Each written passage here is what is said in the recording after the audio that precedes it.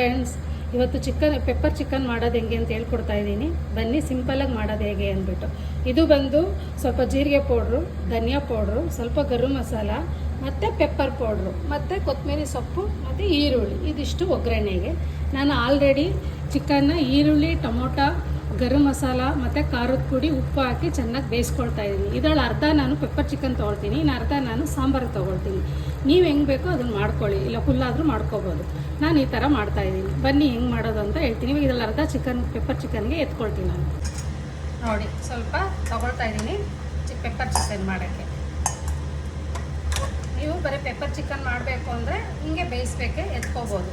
ಇದರಲ್ಲಿ ಆಲ್ರೆಡಿ ಉಪ್ಪು, ಖಾರದ ಪುಡಿ ಎಲ್ಲ ಇದು ಹಾಕಿರೋದ್ರಿಂದ ನೀವು ಮತ್ತೆ ನಾವು ಒಗ್ಗರಣೆಗೆ ಎಲ್ಲ ಹಾಕೋ ಅವಶ್ಯಕತೆ ಇಲ್ಲ.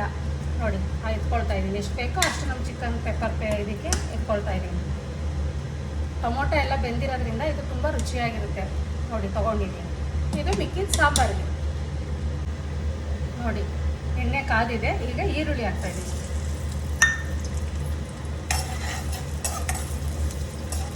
ಈರುಳ್ಳಿ ಬೆಂದಿದೆ. ಈಗ ಎತ್ಕೊಂಡಿರೋಂಥ ಚಿಕನ್ನ ಹಾಕ್ತಾಯಿದ್ದೀನಿ.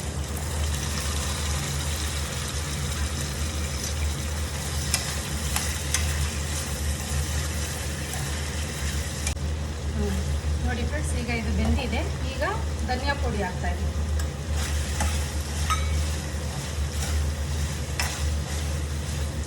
ಮತ್ತು ಗರಂ ಮಸಾಲ,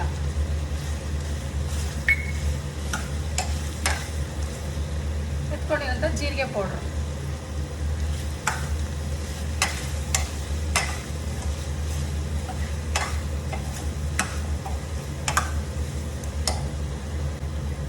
ಈಗ ಲಾಸ್ಟಲ್ಲಿ ಪೆಪ್ಪರ್ ಪೌಡ್ರು.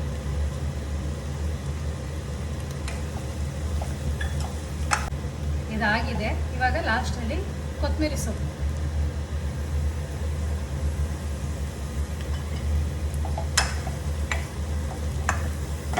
ಅಷ್ಟೇ ನಾವು ಈರುಳ್ಳಿ, ಟೊಮೊಟೊ ಎಲ್ಲ ಹಾಕಿ ಬೇಯಿಸ್ಕೊಂಡಿರೋದ್ರಿಂದ ಇದು ತುಂಬ ಬೇಯಿಸ್ಬೇಕು ಅಂತ ಅವಶ್ಯಕತೆ ಇರಲ್ಲ.